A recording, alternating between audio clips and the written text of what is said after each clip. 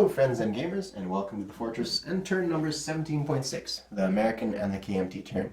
Before we jump into the turn proper, I need to go over to a few map changes, a question, and some philosophy as well, some game philosophy and how I play this game.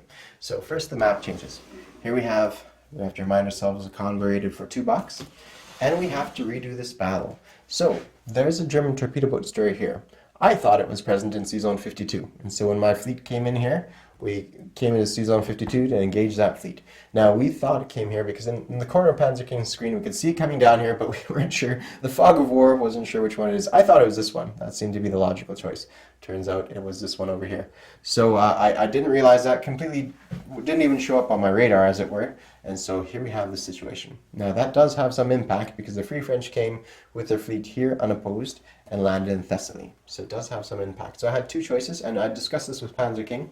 So either I suggested either I move my entire fleet here, or just send a small section out here to fight that fleet. And so that's what I'm doing, sending a small section here. 2 destroyers and a light cruiser, and that was acceptable to him. And so I'm going to roll on behalf of this little battle. So the defender will always be rolling a white when I play these games. So the defender will be at 2, the 2 destroyers will be at 4, and the light cruiser will be at 5. Here we go. So we have 2 hits from the destroyers, so that's all we need. And that torpedo boat destroyer was sunk. We had to roll it just in case they caused a casualty on us, and I'm happy we did. It turned out to be the same result, more or less, but there it is. Now, because we have this situation here where we sent in the light cruiser there as well, our light carrier there as well, we also don't need that Free French sub to show up here. So instead, that Free French sub is in Sea Zone 83, back to kind of where it was last turn, accompanying this fleet here. So that's what happened. Now I also bumped, I think, who was it?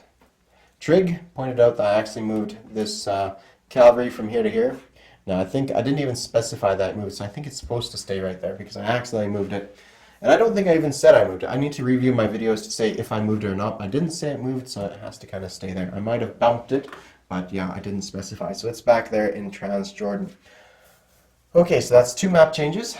Now there's going to be one other one to quickly touch upon, and that will be here in the Mariana Island. And I bring this up for posterity as well, so that you guys who are also learning how to play this game are aware of how it is.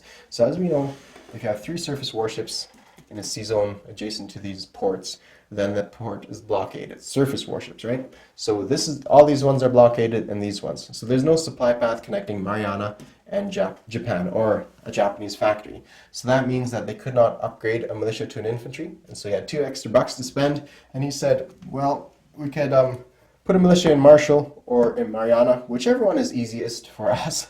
Now, easiest for me would be if you put it in Marshall, but you know, that's not what he would do in that situation, so he'd put it in Mariana and kind of help to fortify this one up. So that's what we did. We put that militia over there.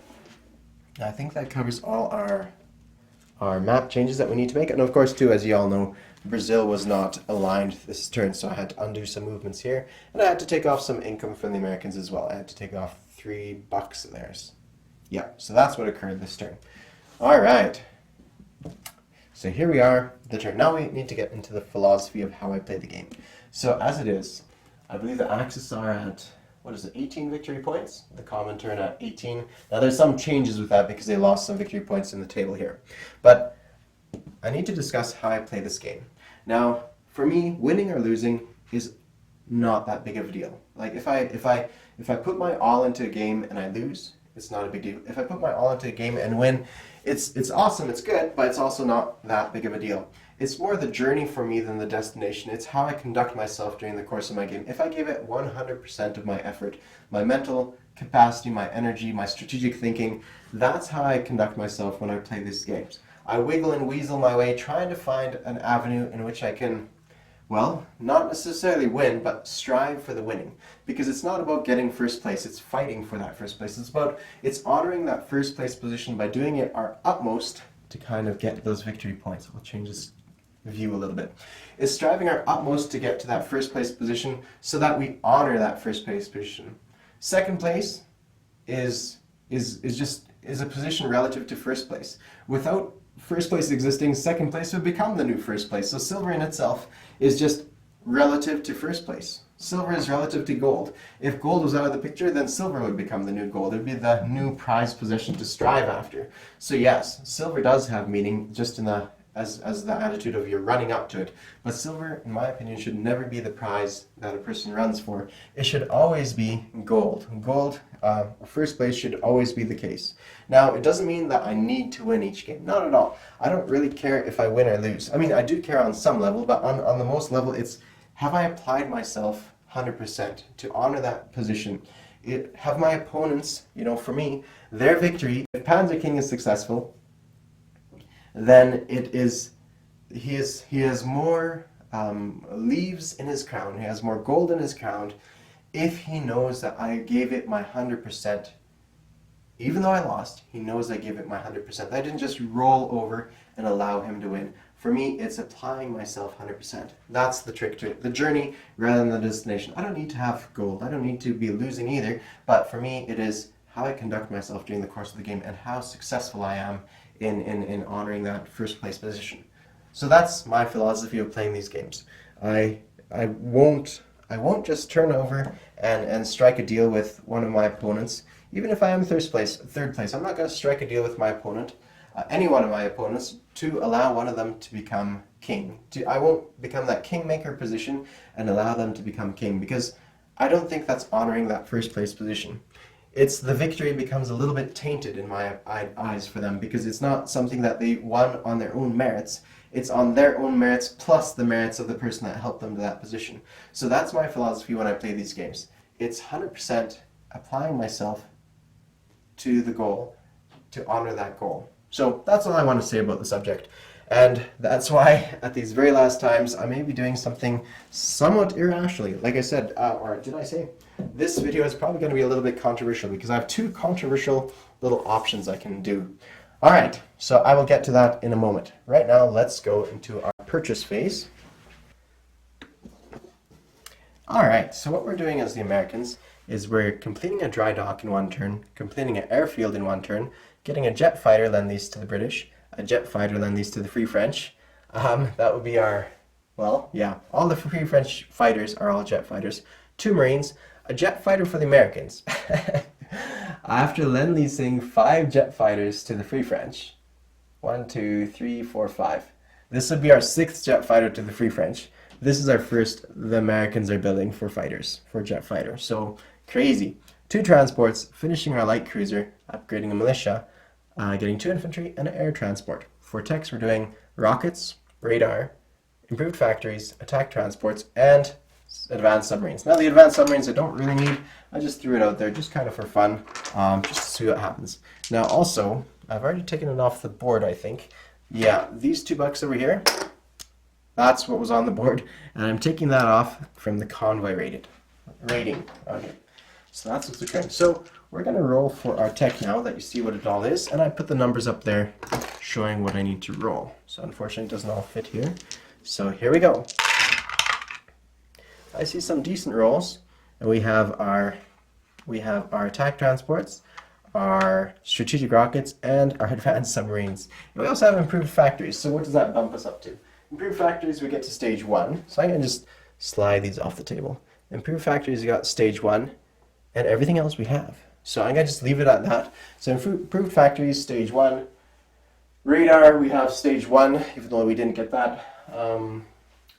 Strategic rockets we've completed, so now we've gotten our victory point for that. We have our improved factories have gone to stage 1, like I said. Attack transports have moved up to stage 3, and advanced submarines have gone to stage 2. So things are good. Things are looking good. 3 successes this turn is not bad at all. All right, so that's what's happening this turn. Let's move on to combat phase. So there's a good few combats happening this turn.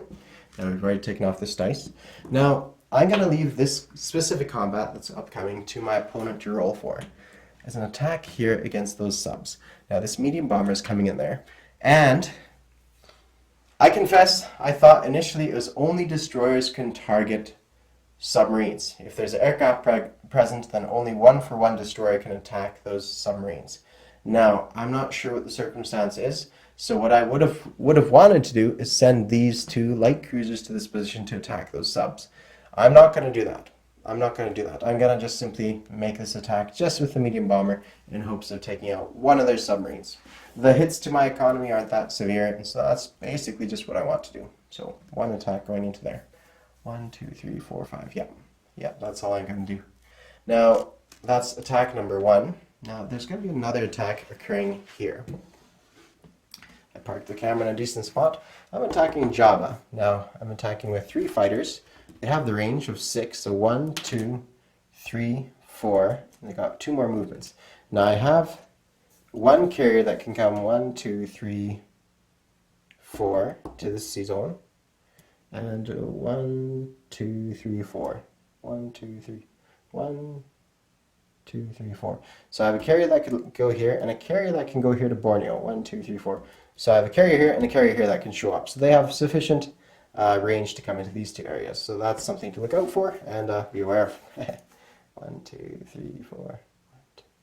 Yeah, that's what we have right here. So we have aircraft carriers that can pick up these dudes. So we're also going to shore bombard with 2 light cruisers and a heavy cruiser. That's the plan. Now what else is going in there? We're going to send in these 2 transports. They're coming in and they're carrying all this stuff here. So these 3 infantry and the light tank. Now from a little bit further north, we're sending in 1 of these units and 1 infantry. So 1 marine and 1 infantry. Now I'm going to tuck in the chip underneath there. So that's 1, 2, 3, 4, 5, 6 land units going in. And yeah, that's it for that attack. So I guess we need 1 more transport. So here we go, 3 transports. Now we're making another attack into Mariana Islands with 1 infantry. And this transport's coming in 1, 2, 3. It's basically picking up this infantry and coming to the sea zone. Alright, so that's what's occurring. Now we're also going to back up that attack with 2 battleships. And they're not going to be the damaged battleships. The 2 regular battleships are going to swing into there and attempt to take out that defense. So that's the plan. Now that is it. That is all. I don't have... Well, sorry, there's a few more attacks occurring this turn. But some of them are... Well, some of them are not as deadly. So here we go. We're having these strap bombers. So I've kind of given up on something too drastic for recovering victory points, and we're going to hope to do something else in the game. These 2 strap bombers are going to go 1, 2, you'll have to bear with me as I pan out. So 1, 2, 3, 4, 5, 6, 7, 8, 9, and land in this area right here. 9 right there. Okay, so that's what's occurring this turn. Yes, and we're also gonna get...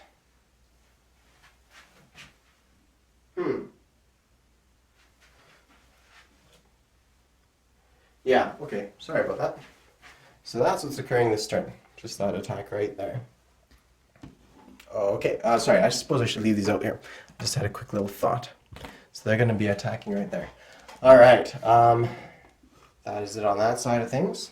Now let's pan over to 1 more attack that we're occurring. Actually, let me double check my stuff. Okay, so we have 1 big attack occurring. Now, I need to show you my phone and show you what I'm thinking. So there's 2 potential attacks happening. If the one works, then I'm not going to do the other. And if the other one is also just as controversial. So let me show you what I mean. So in the victory points, if my attacks are all successful, across the board, if my attacks are all successful, these 2 attacks as well as these ones here, then I will be successful in reducing the victory points of my opponents. Now, I'm pausing here for a second because let's go over to the victory point tracker so I can double check something without being too staggered by it. So let's count the Axis victory point tracker. So they have 3, 4, 5, 6, 7 victory points so far. 8, 9, 10. They don't have twice as many as we do.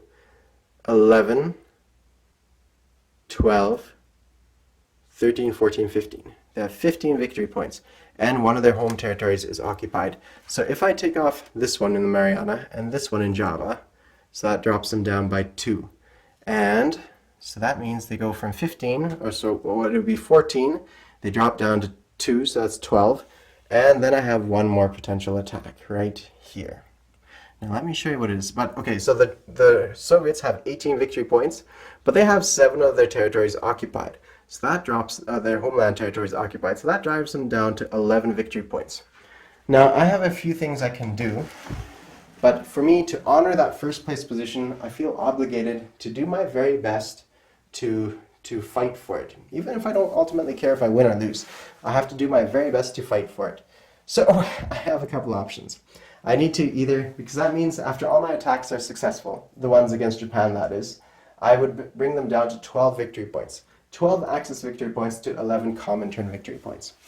Now, for the game to go forth without another roll, basically, if the two top people are tied, the game goes on without even bothering to roll. I mean, we could roll it for fun, but the game goes on. So I could take away one more victory point from the Axis to equal it out, or I could do something a little less dangerous.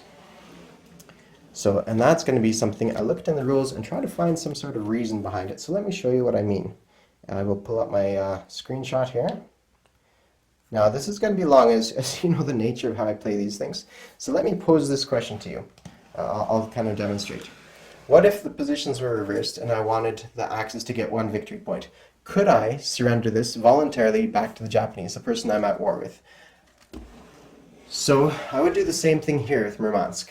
Could I voluntarily return that to the Soviets? Now there is some basis for that, and it is here in the combat aftermath. So it speaks about you can, if a nation captures land zone that originally belonged to a player nation, not a member of their alliance, they may, but are not required to, return to its original owner.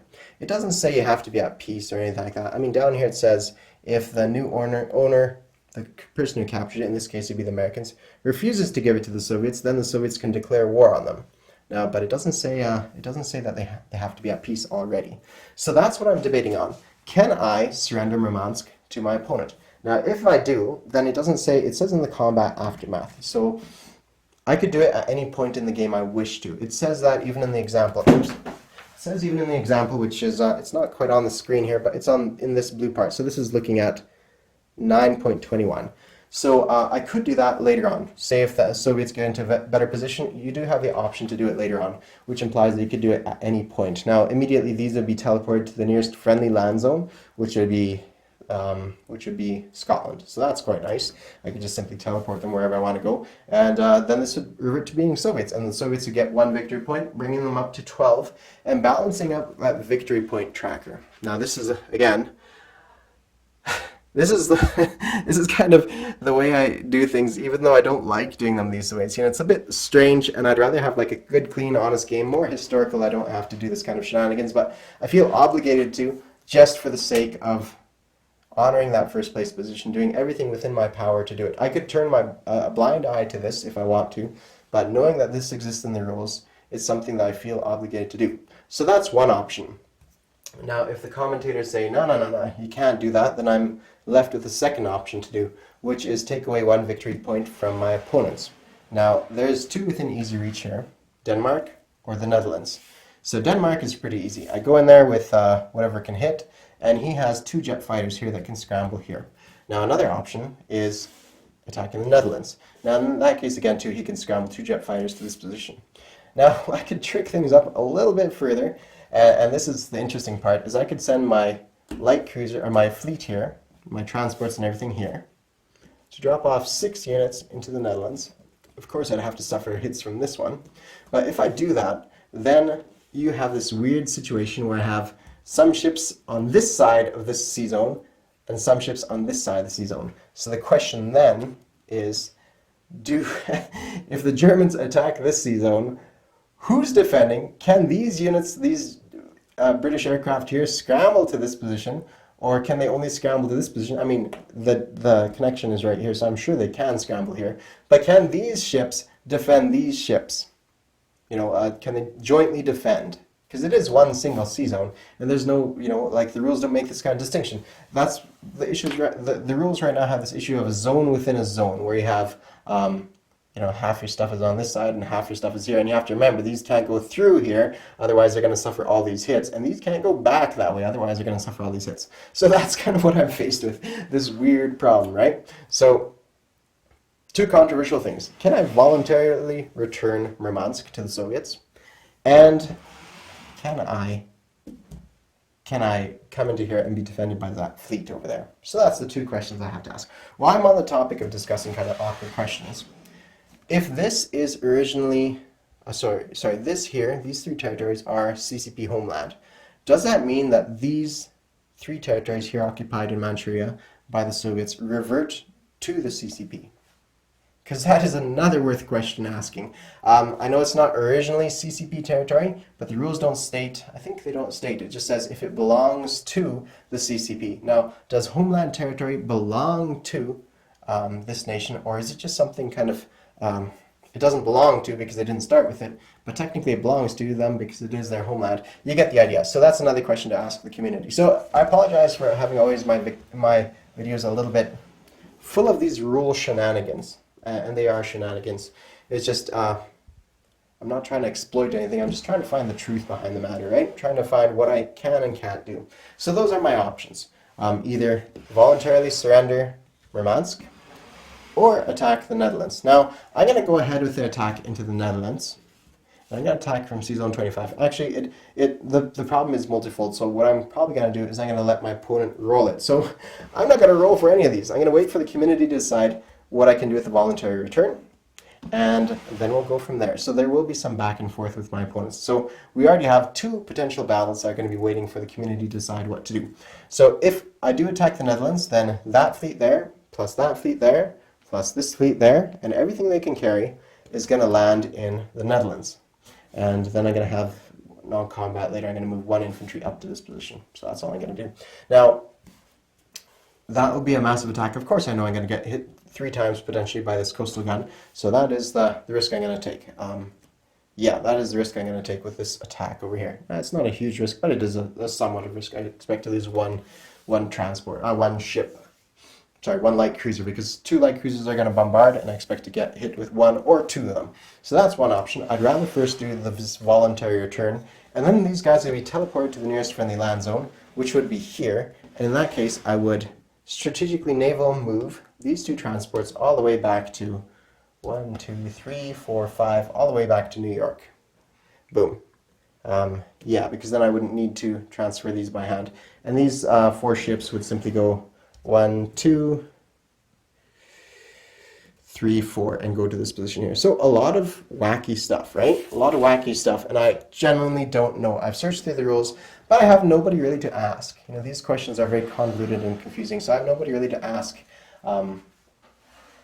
at a quick enough pace, let's say. So let's just move on to the rest of the turn. We're going to leave this here for our opponents to do, leave this here for our opponents to do. We're going to leave this one here for our opponents to do. Actually, it's just 1 medium bomber.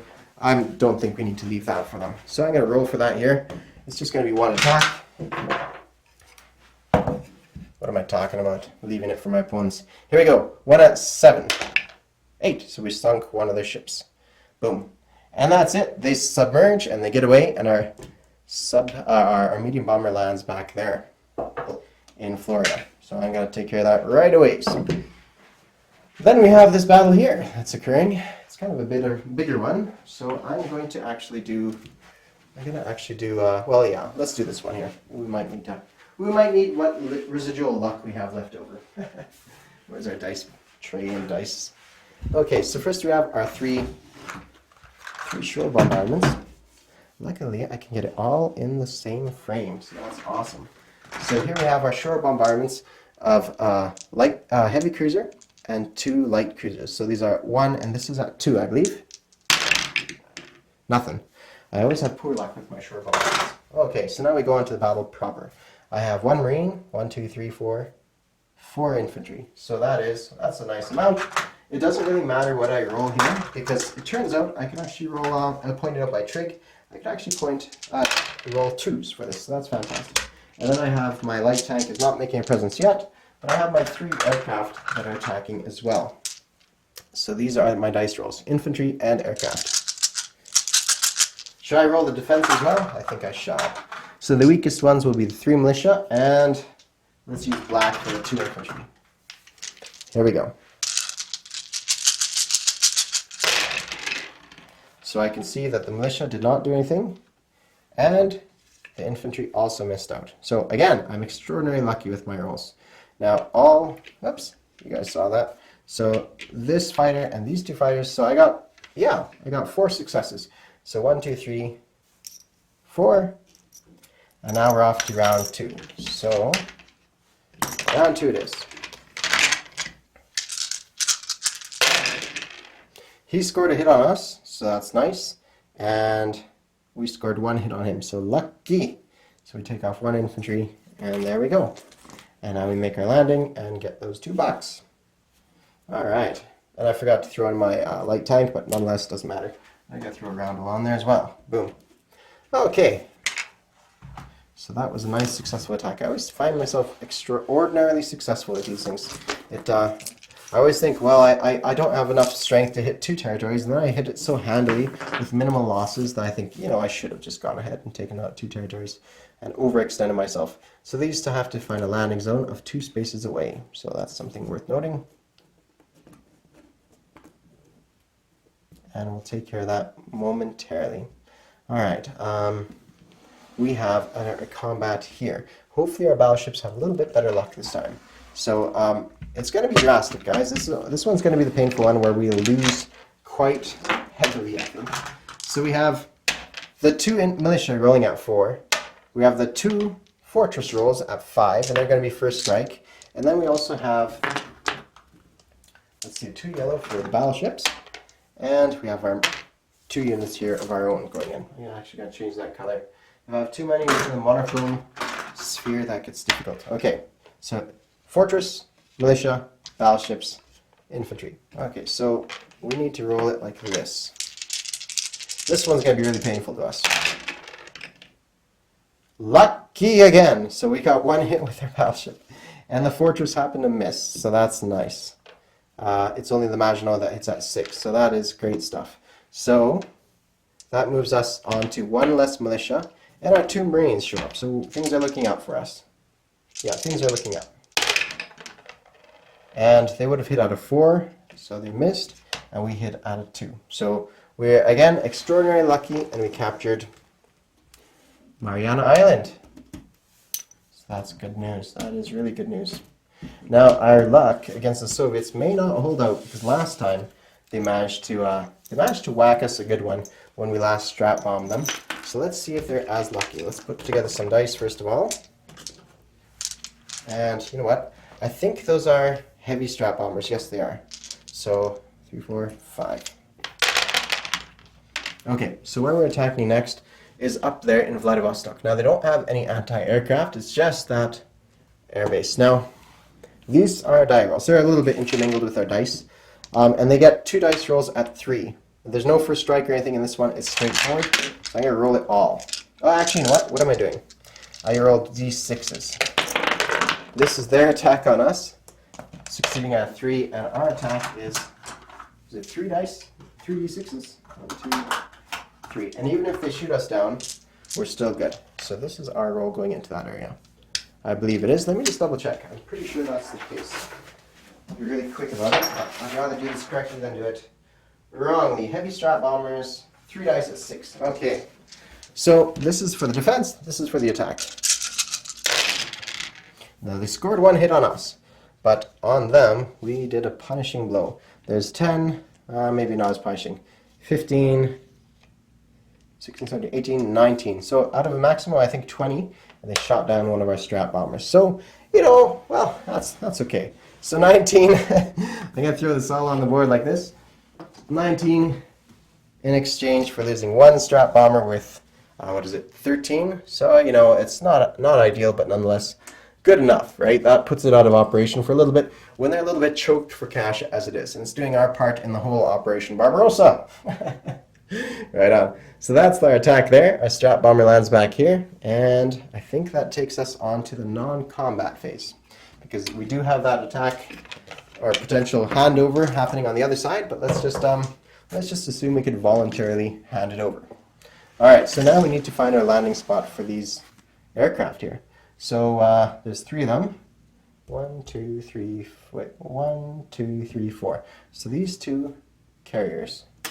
One's going to come here. Actually, you know what? What am I talking about? I keep looking at the wrong one. So this one came from here, 1, 2, 3. I could simply land there. And I'm going to actually land them here. 1, 2, 3, 4. Yeah, both aircraft carriers can come down here with no problem whatsoever. And so these aircraft simply land on there. Boom, done, resolved. Resolved nice and handily. All right, now we have, what else do we have? Yeah, too bad I didn't have a dry dock somewhere. The nearest one is here, but that's a little bit out of our range. Yeah, okay, so that takes care of that. Now, what about this? What about protecting our 2 battleships from an attack here? So we're going to send some ships over here. So 1, 2, 3, 4, and let's say number 5. Number 5. 1, 2, 3, 4, 5. 5 of those show up there. I may send in 1 additional one. Let me just take a look here, because we still need to maintain our blockade here sufficiently strongly. I'm going to send these 2 battleships to this side, and I'm going to send in 1, 2. So let's see, 1, 2, 3, 4, 5. 1, 2, 3, 4, 5. That way we have enough on both sides, and then we also have 5 down here. 5 down here. In fact, because this one we can absorb a bit more hits, we're going to send this destroyer up there. Okay, so that's what's occurring on that side. So 2 battleships, 2 of these. Now we can of course expect the kamikazes to come and hit us here if they feel brave enough. So that's what we're preparing for. Over here we got decent defense happening there. And I think that takes us, well, oh sorry, one more thing. 1, 2, 3, 4, yeah. So these ships are going to go 1, 2, 3. Now they can't get very far. In fact, maybe that's not the best place for them. 1, 2, 3. Maybe instead I'll send them to, I'll send them over here, because we're going to be building something there that needs a little bit more attention. All right. All right, that takes care of our non-combat on this side. Now let's cruise over to the other side and see what we do here. Okay, this is pretty straightforward. Nothing, well, yeah, these are all here now. Well, I guess this is northeast and this one's here, so it doesn't really matter too much. This doesn't change, it just stays as is. So we're now into the place unit phase. So let's see what we place on this side. We're going to be placing, what are we going to be placing here? Most everything is going on the far side, actually. So let's go over to the far side. Let me quickly remind you what's coming onto the board. This is what's coming onto the board. So let's go take a look there. Starting off with our capital area here, our primary area. You know what? These 2 to 3 destroyers, I am going to move them to this sea zone here. Sea zone 57. Yes, we can be subject to an attack, but that attack is not going to mean too much against us. It's just kind of whatever, right? 1, 2, 3. And this allows us, 1, 2, 3, 4, allows us to be better in position next turn to help blockade. So that's what we're going to do. Actually, can we stay out of range? No, we can't, because I have a range of 4. Sorry guys, I'm just talking to myself here. Is this connected in any way? Nope. 1, 2, 3. Yeah. Range of 3, so they can't really go anywhere more than that.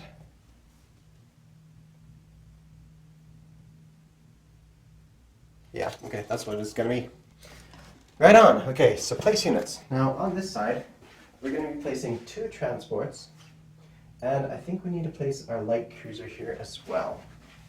Now we may hold off on this one, but I think for now we're going to place our light cruiser here. No, our 2 transports there, and our light cruiser will go on the far side of the globe. I think that's what we need to do. And we'll be off the coast of New York there. Now, we have a jet fighter, 2 infantry, our upgraded militia, and 2 marines. And I'll show you where those show up in a moment. So first of all, our transport, our air transport, is going to show up here. Our 2 infantry are also going to show up here, and we're going to leave 1 marine here as well. Okay, now our jet fighter is going to be built at this factory there. Now we're building 1 marine. Now 1 marine is going to go here in the Philippines. And now we're going to upgrade our militia and get our airfield and dry dock. So, our airfield and dry dock will show up here. Airfield on this side, dry dock on this side, and airfield just anywhere. And so now I have a naval base and a dry dock in that position, so that's nice. Our upgraded militia, we're going to upgrade this militia to regular guy right there. And that's what's occurring there. So 2 infantry, a jet fighter, a transport, and a strat bomber right there. So that's what's happening. All right, now what else do we have? Okay, so now we have to do our Lend-Lease. So a Free French jet fighter shows up here, and the British receive a jet fighter here. I started putting this red chips underneath there. So there's 2 jet fighters, a Canadian regular fighter, and so 3 jet fighters and a Canadian fighter right here. So that's what's happening there. All right, and now we're down to the collect income phase. I think that's it. So again, we have this situation happening here, but that's one of the ones that will have to be addressed. Just personally, me to Panzer King and them about what's occurring there. So this video has gone on plenty long enough, so let's just rapidly get to the end of it now. So our income has gone up by 2, so we're now sitting at 68 bucks. 68 bucks, okay. So let's clean all this nonsense up.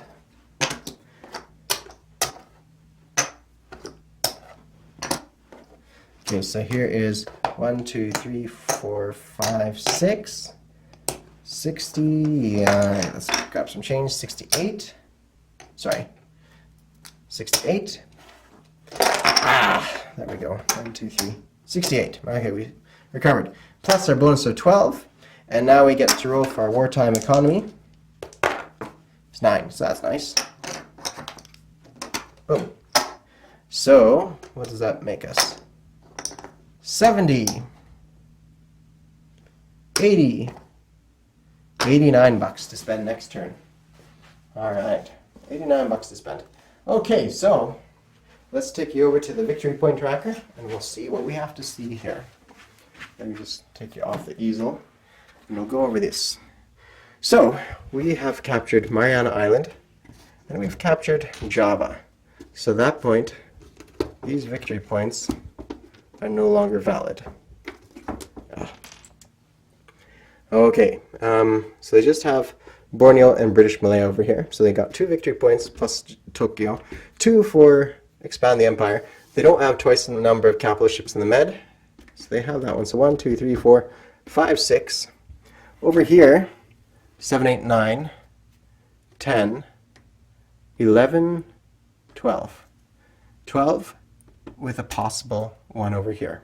Now, it'll be 11 if I do take out Denmark, and 12 if I don't. It's because I want to voluntarily return Murmansk to my beloved opponent, Hilltop Pillbox, because how awesome he is and how advantageous it would be to extend the game 1 turn for the both of us, right? That's the idea behind it. So the communists have their full quota of